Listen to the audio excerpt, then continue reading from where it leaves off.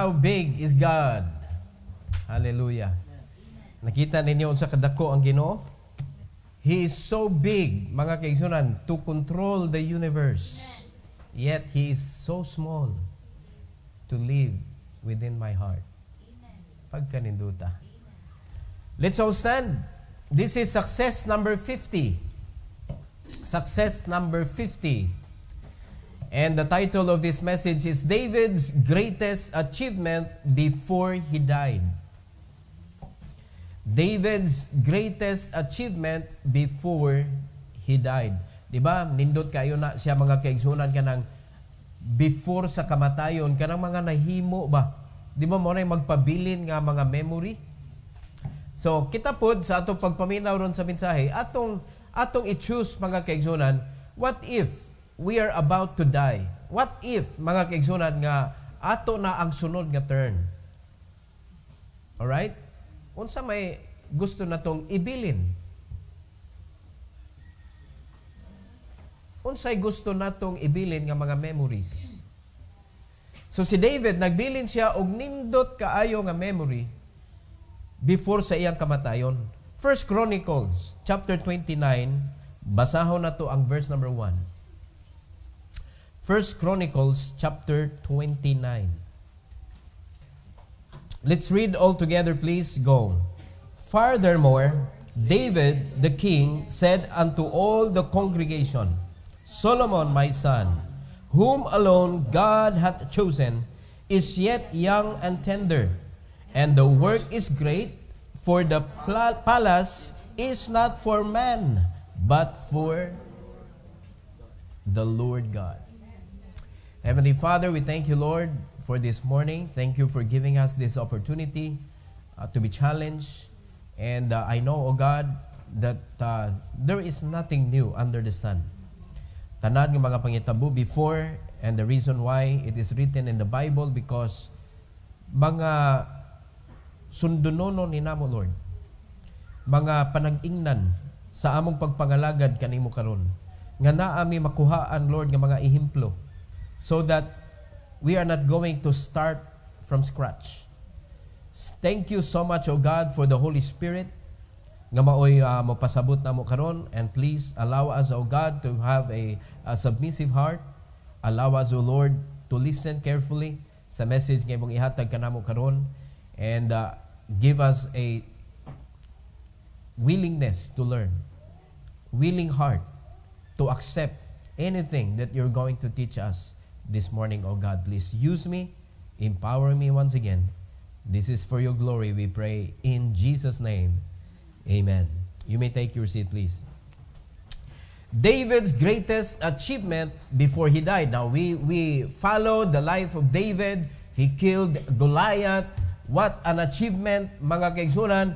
Unya sa diha giplanuhan siya patay ni King Saul. Wala gyud naglampo si King Saul. Daghan kasi mga achievements sa iyang kinabuhi, mga igsoon, yet naapod siya mga failures. Pero kung imong sumahon gyud, mas daghan gyud siya achievements sa iyang kinabuhi. But of all the achievements nga iyang gibuhat, mga kaigsunan, one of the very memorable achievement kani diring panahona. Kay nana ni sa last kanang days sa iyang kinabuhi. Tiguang na siya, mga kaigsunan. And the greatest achievement nga iyang gibuhat was na-prepare niya ang temple. Na-prepare niya ang tanang galamiton para sa pag-build sa temple. O, para nato, rana mga kaigsunan. But you know what? What is the most important thing that we can do in our life today? To build the house of God. Amen. We are the church, but the church, the body, we as people of God, we are the church, but we need a place to dwell. That is our responsibility. Muna gi-challenge si David, mga kaigsunan, si Solomon, to build the temple. But wala niya biyai si Solomon, iyang anak. Wa niya biyai og problema, mga igsoon. Gibiyaan niya og challenge. Ug kanang challenge, mga kaigsunan, iyang gibuhat ang iyang part nga gitawag nato karon the greatest achievement of David before his death. Mga kaigsunan, doon ay tulo ka butang nga akong ipahinumdom natong tanan. God wanted us to remember.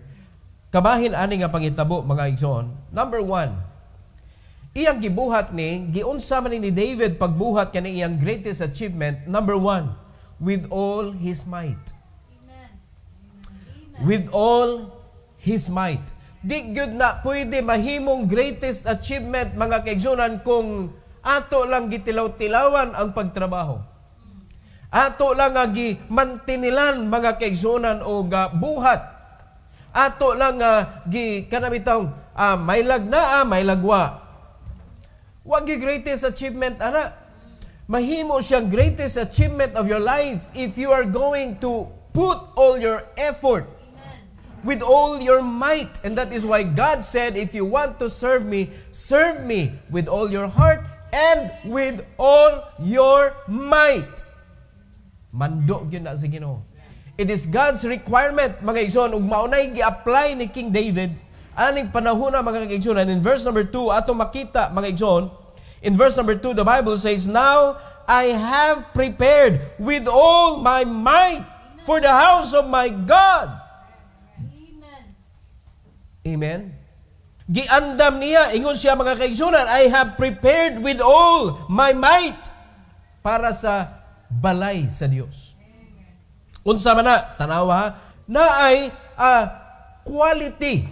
Pag mayong kag with all my might, look at the quality, mga igsoon. So with all my might ni King David, the gold for the things to be made of gold, and the silver for the things of silver, and the brass for the things of brass, the iron for things of iron, and wood for the things of wood, onyx stones, and stones to be set, glistering stones, and of divers colors, and all manners of precious stones, and marble stones in abundance.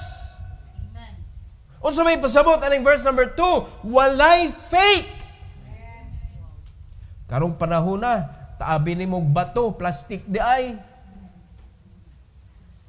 Abi ni mong marmol, abi ni mo og kanang mga colorful stones, kundili plastic di ay, gipapilit ra. Walay ingon ana sa balay sa Dios.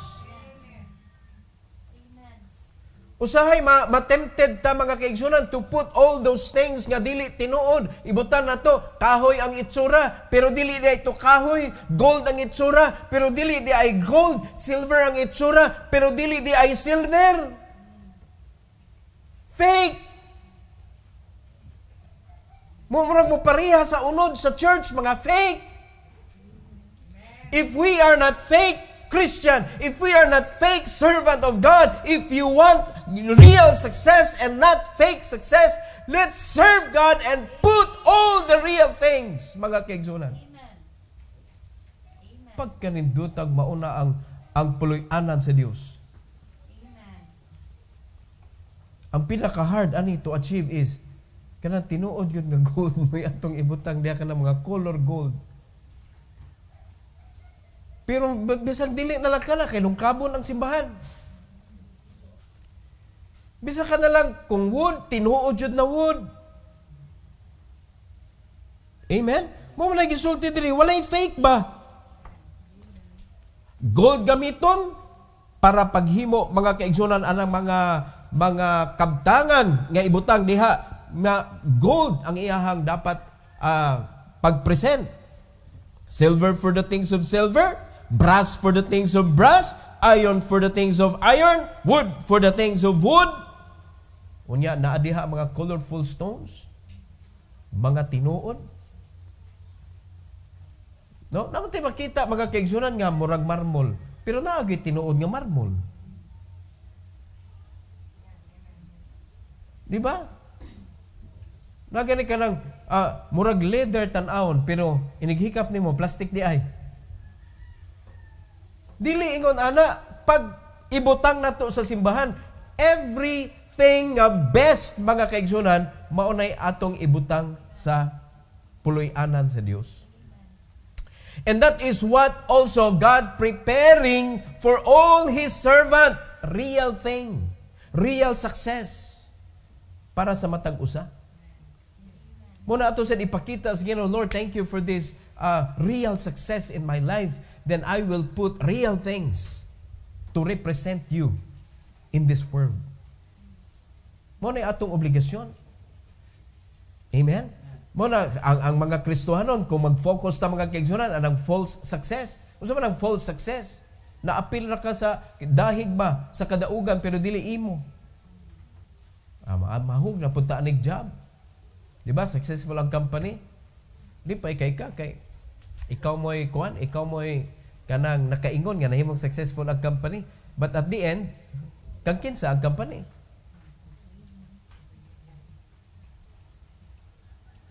Dili ikaw. Gitagaan na ka og medal, gipapilit imong dagway diha sa ilahang achievement kanang chart. Gipakpakan ka for the month. Kay pagkasunod buwan, di na pod ikaw. Unya, kinahanglan nimo i-maintain ang imuha nga kanang ang imuhang achievement for a year. Perti nimong paningkamot. Madugay, magkig-away na ka sa imong mga kauban sa trabahoan. Grabe ang kompetisyon. That is a fake success. Real success, kanang ikaw, Jud ba? Are you listening? Mas may pa rin nanindag kindi mga kaigsunan, maka-feel pa rin siya real success kay iyamang business. Unya ni Asinso, nahimo ng ice candy. Di ba? Yan, ni Asinso pag yun, nahimo na siyang cotton candy. Ingon na mga igsoon ang gibuhat ni David. With all his might. Klaro kayong gisulti sa Bible, siya mismo nag-ingon, Solomon, ako yun ang gibuhat, giprepare ni nako tanan with all my might. Are you following? So kita pod, naatay tukuron para sa tigumanan, mga igsoon. This is for the Lord's work. Amen. We need to aim. Amen. Kinahanglan i-aim nato. Ayaw isulti nga, lisod man mi. Mga kaigsunan, makita nimo. Dili lang si David, dili lang si Solomon, makita nimo kinsa may nag-participate ani iyang project. Makita ninyo karong sa katapusan. Pero magpabilin usa ta, ato isgutan with all his might. To what extent are you going to give yourself to God for His work? How much portion of your strength? How much portion of your time? How much portion of your financial power? That is part of your might. Hello? So may ka, this is for the building. For the building. Pila for the building? Ayaw lang sana eh. Nata i-build. Project is beyond our tithes and offering because tithes and offering has destination. Na specification ang Ginoo mga kaigsunan ana mga givings. Now if you want to extend your service to God so that God will bless you mga kaigsunan, gi-allow sa Ginoo sa ato nga mga servant sa Ginoo, gi-allow sa Dios mga kaigsunan nga mahimo kang successful sumala sa imong paghatag sa Ginoo sa imong serbisyo mo ni mag-agad pod sa imong gipambuhian. Amen. Amen. Mag-agad sa imong gipambuhian. So makita nato mga kaigsunan that they did not put anything that is fake. So let's start with the real commitment. Real commitment. Now, did you remember how did we build katong atong church sa Kalawisan? Amen. That was per week. We build per week. Amen. Mga kaigsunan, grabe per week. Oh, mga igsoon, wa na tay simento, kinahanglan ta og kanang napulo ka sakong simento. O kinsay mo hatag og simento. Ana ba giana na to? And it was done. I think we need a little exercise again. To prepare ourselves, mga kaigsunan, for the bigger project, which is our permanent building. Amen. And we have so much dream. Kaning atong ministry, kaning Agak Rescue, we ought to have our own school. That's a dream. We ought to have our own kanang mga clinic. Ingon na ba? We have our own medical team. Yan ang nindot eh. We should have our own radio station. Amen. Ato, kay ato mga Amen. we need to have that. Kung magdamgo na malanta para sa Ginoo, atong tinudon, oy! Amen. Mo na, Andrew, pag-practice yun, Brad. Because nothing is impossible when we become, kung matinuod na ni mga kaigsunan ng atong foundation, everything is possible. We can do a lot. Amen. We need someone to take care of our kanang mga website nato, kanang atong mga kuan. We need people nga mo kuan na mo handle ana. Kaya asa man nato ipambutang mga kaigsunan na ato mga achievement nga so that they will be encouraged also to do the same thing. Wala pa na sa panahon ni David. That is why we cannot see that David is using it. Pero karong panahon na mga kaigsunan. We can do it. Let's put all our might for the work of the Lord. Number 2, mga igsoon, nga gibuhat ni David, ani iyang greatest achievement, with all his heart. With all his heart. Kanang half-hearted ka, pareha na anang nagbasa ka nga half imong mata. Way klaro imong gibuhat. Bisa na lang pagtuslok ka ng imuhang cellphone ka nang mag-charge ka, labi na dilang dili ka na bitong karaan nga mini USB, maguba na lang ng port kaya nga naman bali.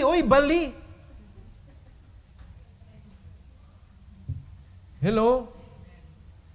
Wag di ayo mga kaigsunan niya ka na magkuhan ka ng abi na mong mauna ni. Di na tumao. Daghan kay palpak ning hap ang imong mata. Muna kaning ang atong kasing-kasing hap sad sa pagpangalagan kanang tinunga lang ba, Lord? Tunga lang ta, Lord. Mao na nga og kanang panalitan. Uy, kaning Domingo tibuok ni, di ni tunga. Mao na ang atong knowledge pod matunga pod. Amen. Mga kaigsunan, tanawas verse number 3. Hantod sa verse number 5. The Bible says, moreover, because I have set my affection to the house of my God. Amen. Amen. Unsa man ang affection? Love. Passion. Amen. Iyang gibutang diha ang iyang passion. Mao na nga tanan nabuhat niya ang tanan mga kaigsunan, iyang nahatag ang iyang best because of that passion. Ingon si David, I have set my affection to the house of my God. I have of mine own proper good of gold and silver, which I have given to the house of my God, over and above all that I have prepared for the holy house. Wa na kay mga kanabitong imo nga ay dili kay sayang man, way sayang. Amen. Ngano man kay naa diha imong passion. Amen. Amen. Muna iuna niyang gibuhat mga kaigsunan sa iyang kaugalingon, gibutang niya iyang kasing-kasing diha sa buluhaton sa Ginoo. Amen. Because the Bible says mga kaigsunan, kung asa ang imong kasing-kasing, tuwapon ang imong tresyon. And you consider that the work of God is your greatest treasure. Amen. So na-consider na ni David, and that is why he made the greatest achievement of his life. Iyang gibutang ang iyang kasing-kasing diha sa buluhaton sa Ginoo. Verse number 4, even 3,000 talents of gold. Of the gold of Ophir. and 7,000 talents of refined silver to overlay the walls of the houses withal. Pagkanindutan no ang kana dili pintal ang gigamit. Tinuod nga mga silver. Pero karon the best thing we can do is to put a silver color paint, a golden color paint. Ana na lang yun. Nga naman, murag ang membro rin number 1 mangawat, kaya di kayo mo ulit tights, tulison mga yung Ginoo, kana pang gold, di na kutkuton.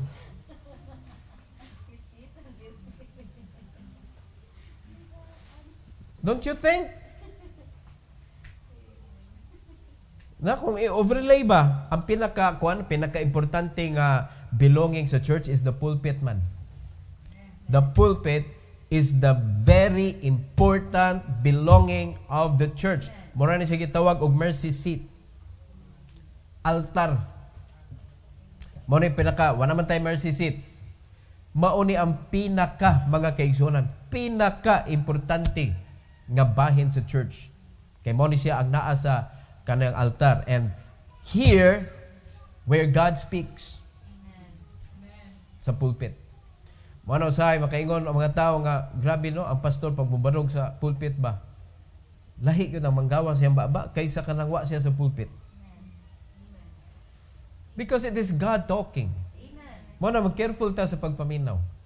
So, ibutan nato ang pulpit grabe, ang mga kilid-kilid diha, mga pure gold. Daghan kayo may ako'y limpyo sa pulpit, pastor. Kuno ganun na lang gito'y pahak brand. Paita no? Ingon ana ba? Mo na gibuhat nila.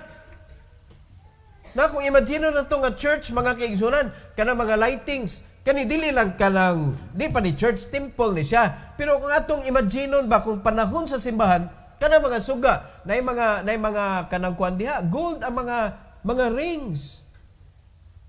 Imagine na good unsa kanindot ang simbahan. Daghan kay manimba mga kawatan. Uni ang mata wala sa pastor naa sa mga kuan. Sa paglugit. But for them, mga igsoon, for them, kani mga butang, it should be God that would benefit.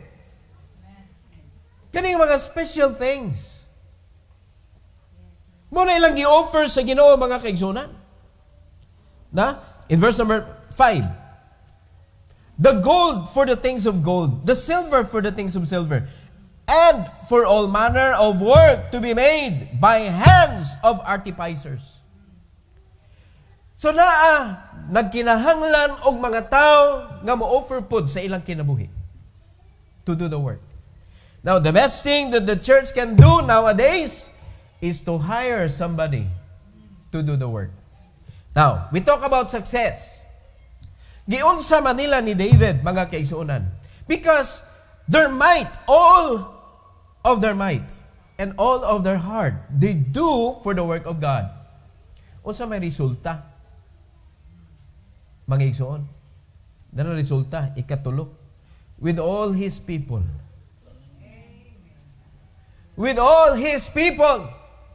Kay kumiyunta mga kaigsunan, nabuhat ni David with all his might. Nabuhat ni David with all his heart na adiha. Pero wala ang iyang katauhan. Dili greatest achievement. Pero with all his people, ang mga dagko o mga gagmay nga kalidad sa tao, mga kaigsunan, na adiha, nakatutok sa iyang project. Look at verse number 6 to 9. Then the chief of the fathers and prince of the tribes of Israel, masayon-sayon na nimo,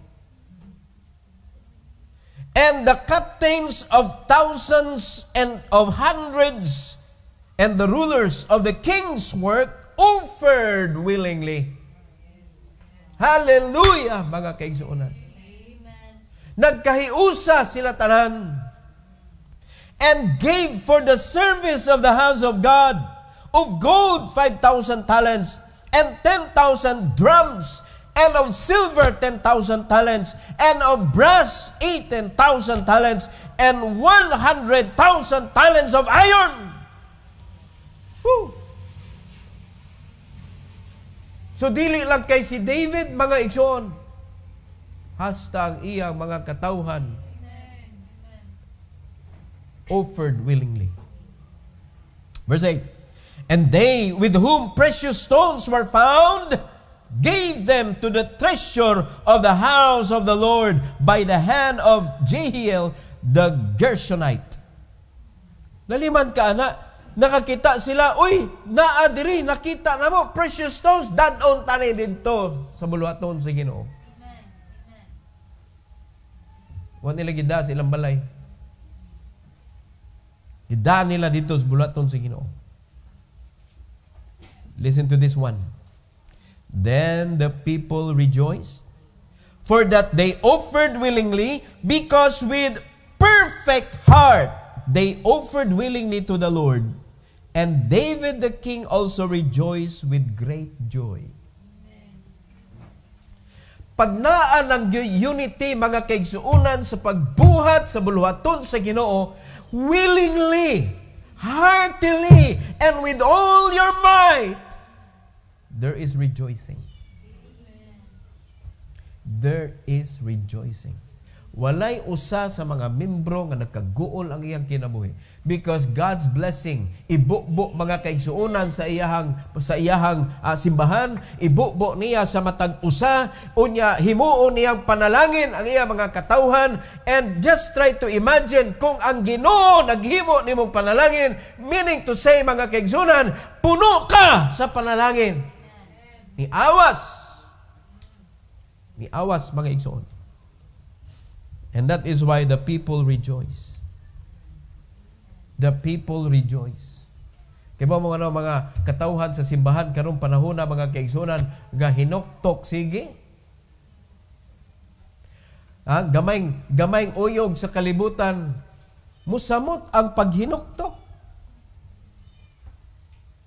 Unya mura pag ma-surprise nga nabagyuhan nga pirmi mang naibagyo. Mura ang taga Cebu, sige lang kamoy likay. Di naigo na po, dili da ilalim no. So nakasabot na tas taga Leyte. Nga mao pa'y pagbarog sa ilang balay, gihigda na po. Ang ilang koral kay pirmi lang bag-o. Ato i-interview sa news mga kaigsunan, niyon siya nga kada Disyembre mao naman ni among kinabuhi. Kay murag nakabantay ko kada Disyembre mao na ang tig-abot sa bagyo. No? Pero in spite of that mga kaigsunan, wala diri sa kalibutan ang atong joy. Amen. Naa sa kamot sa Ginoo ang atong joy. O dapat ang mga Kristohano nakasabot, nakahibaw ka, wala ka nahimong ignorante. Dapat nakahibaw ka mga kaigsunan nga ang imong joy na adiha sa Dios. Wala aning kalibutan na. So meaning to say, panahon sa simba, mangadto ta simbahan kay tuwa dito atong kalipay. Dili kay mo igabot nimo la. Ani na ang simbahan? Wa mo na tingala nga wa nay atop.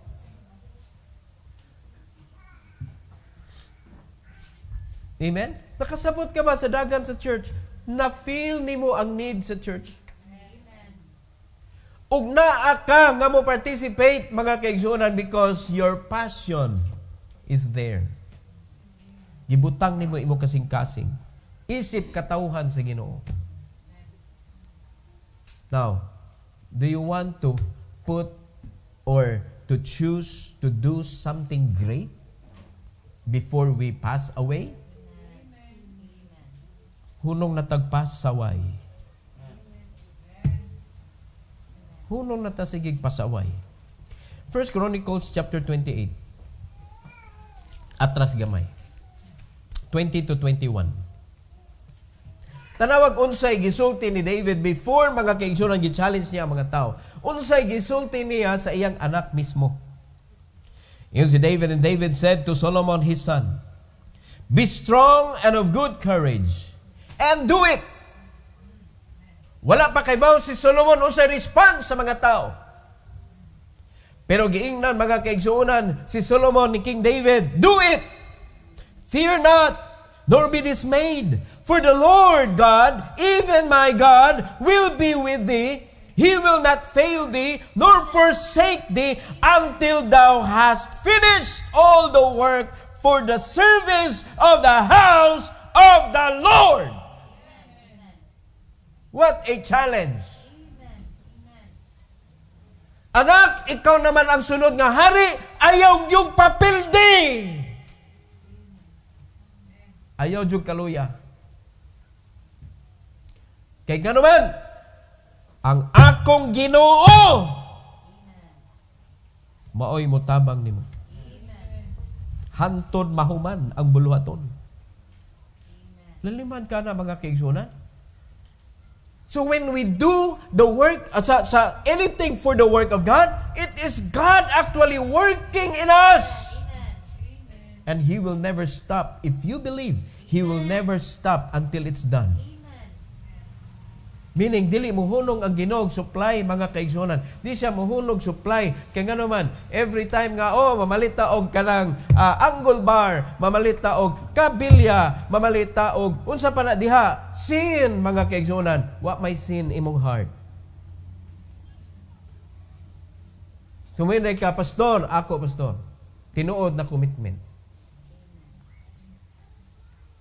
Hantod mahuman, dili mo hulong ang Ginoo supply. Mahimong ka, wala na before. But when you set your heart, when you put your love to the work of God, mga kaigsunan, nalani kalit og abot mga igsoon nga mga extra income sa imong kinabuhi. And wisdom, God gave you wisdom to look for those things that is profitable for you. Wala na usik imong time. That's how God moves in our life. But He wanted you first to surrender. Kinahanglan na usa ang imong kaugalingon sama sa giingon ni David, mga kaigsunan, nga gibutang nako ako kasing gibuhat nako akong best. Then God will move. Mo na gisaad niya ni Solomon, ayaw kahadlok anak. Ayaw kahadlok.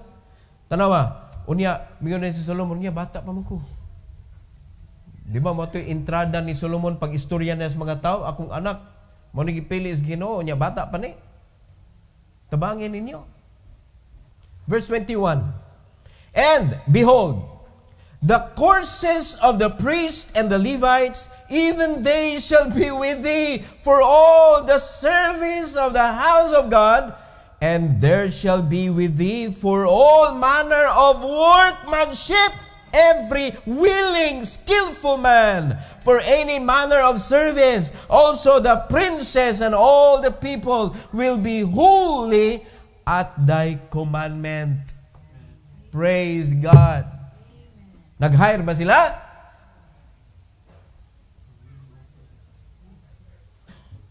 Tanan mga katauhan sa Ginoo, they willingly offered their service, their skills.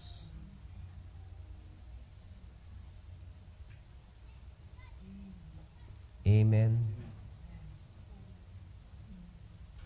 Practically speaking, mga kaigsunan, mo na kasagaran kaning moingon na kitag practical.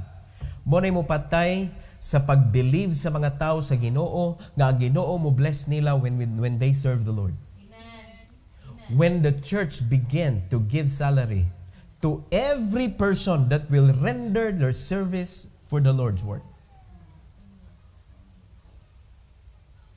Inumdumin ninyo mga kaigsunan. Because daghan na kay mga churches nga ni adapt ana. And look what happened. Nakakwarta ang ilang mga membro. Kay giswelduhan man. But look at their faith unto their God. Nga maoy tinuod nga treasure mga kaigsunan nga matudlo sa usa ka pastor ngadto sa ilang mga ginsakupan sa simbahan. To believe in God. That anything that they do for God is willingly offered. But practically speaking lagi, practically speaking, makapatay na sa pagtuo. They have needs. And they give their time. Mga kaigsunan, we are talking about when you give your time to God, He will bless you back. Amen. What will happen to your needs? Amen. Now, if you cannot believe in that concept, then you do not believe in God. Amen. Then you are just like looking for a job. When you serve the Lord, you are considering it as a job. Kay makadawat kag allowance or whatever. But if you went to the church, you went to the work of the Lord, and willingly offer your skills and anything that you could put in, mga kaigsunan, ang Ginoo gaandam nagpanalangin para nimo. Hindi ka kasabot. Lahid yun ang kalipay yun. Kaya mo anong malipayon sila? Because they willingly offered. Hantod na human. They willingly offered their golds, silver, and every precious stones, the best wood, and their service. Their service. Are you listening? Muna, when we begin to build the meeting place, mga kaigsunan, tagaig yun nagpanahon yun. Tagaig yun nagpanahon. Willingly. Diyan ani mo masabtan. Niya sa man ni naman ko'y trabaho niya. Murisain na lang ko. Sige mo absent niya wala ko sweldo. Mabitaw na niyo na Ginoo, if you really want to become a servant of God, be free. Because He knows how to draw people in your resources. Amen. Amen. He knows how to draw people Amen. in your resources.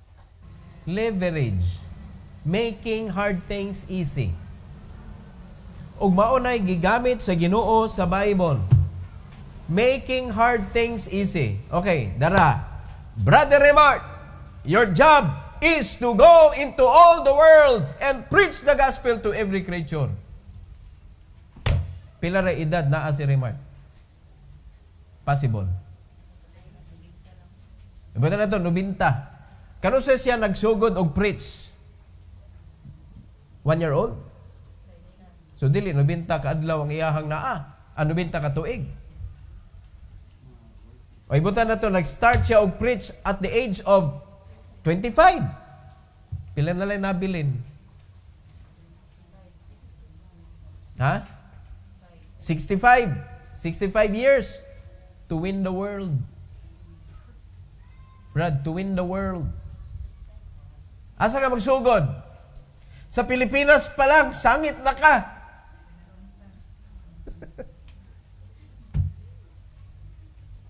So, giunsa man sa Ginoo, mga kaigsunan, to make it easier for us to win the world.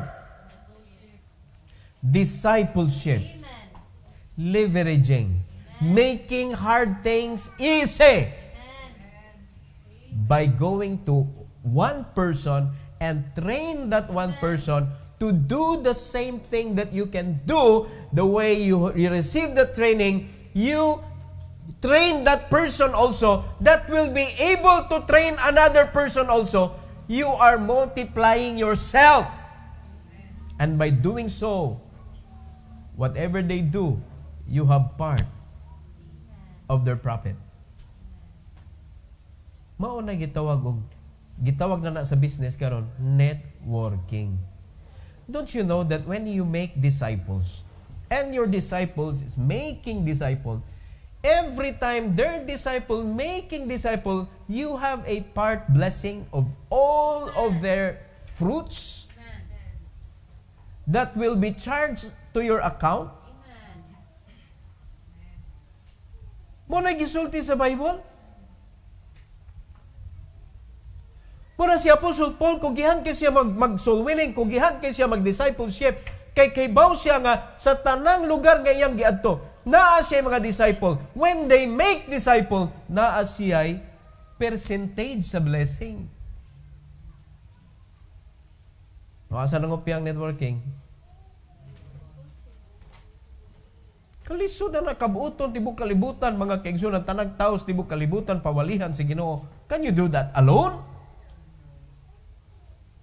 Yung ano nalangay man ang mga churches because we do not accept the concept of discipleship.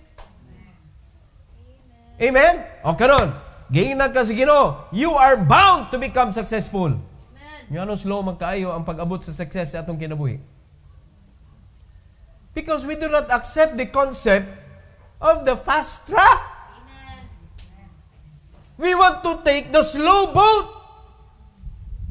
Going to success kung makaabot.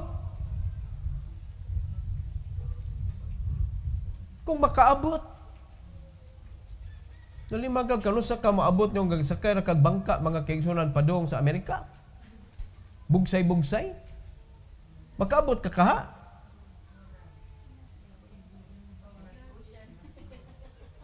Walang kadudahan.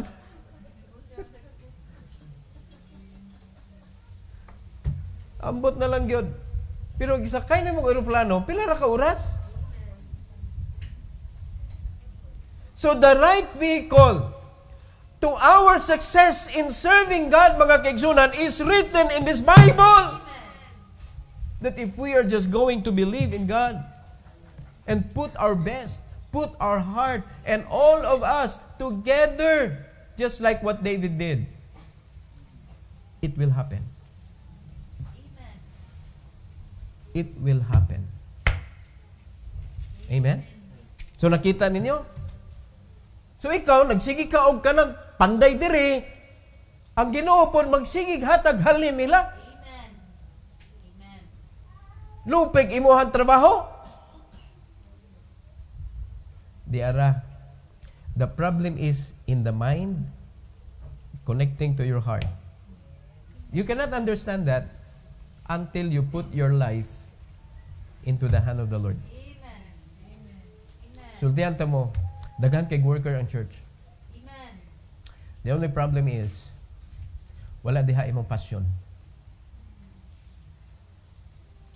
Don't you know that ladies, pwede sila makatunol o puthaw sa mag-building? Atong himuon mga kaigsunan, this is our trial. This is our practice. That we will never hire anybody nga ang imbis nga ipalit og materials atong isweldo. Ipalit na tong materials tanan. But it can be done. Walay sweldado. Kay ang tanan gipanalanginan sa Ginoo. Kay kalain na mga kaigsunan nga nag-hire ang church niya kuman ang mga membro o painanti mo. Wa mo sweldo, siya ray naa. You are hurting your people. Tanan, makita ninyo mga kaigsunan nga tinuod nga bayanihan. Ang pagpangalagad sa Ginoo naa diha. Amen. Oh, kinsa maay kay mo kaut. Daghang kay ganahan mo kaut, sila ka si pangaut kay na problema. Sa naman. Kaut. Kay ilubong na to ang pusti. Para di na luparon ganang ang palitan ang parinte ni Odette mo anhi. Kaya nanabi si Odette, nindot agi ang Cebu.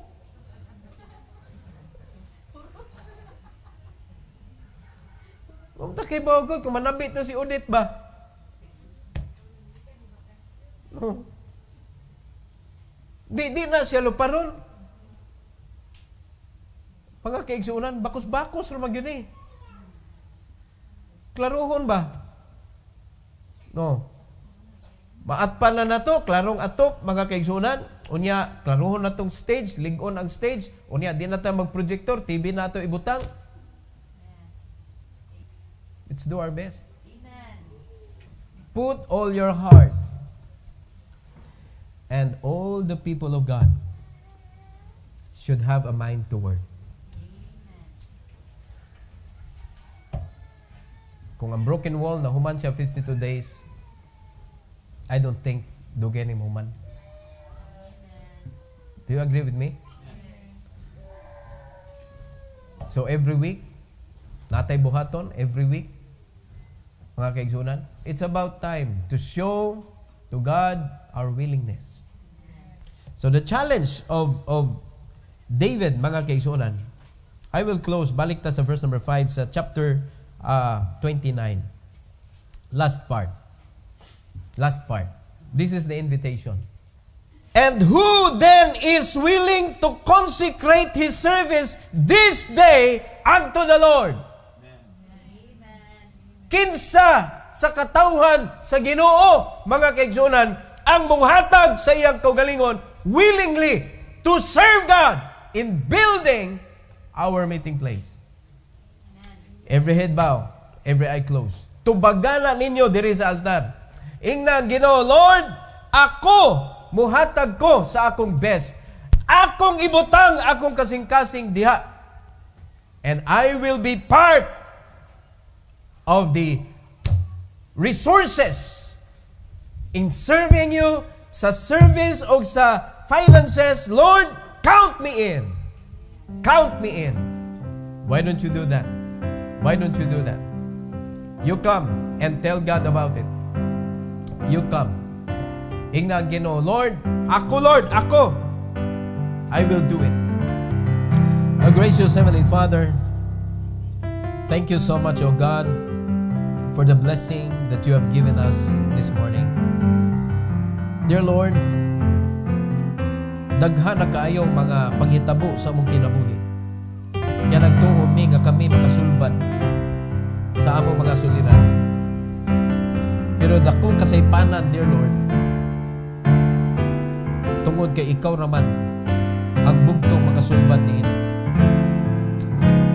And the more nga mag-focus mi sa among kaugalingong problema, the more mapalayo mi sa tinuod nga solusyon.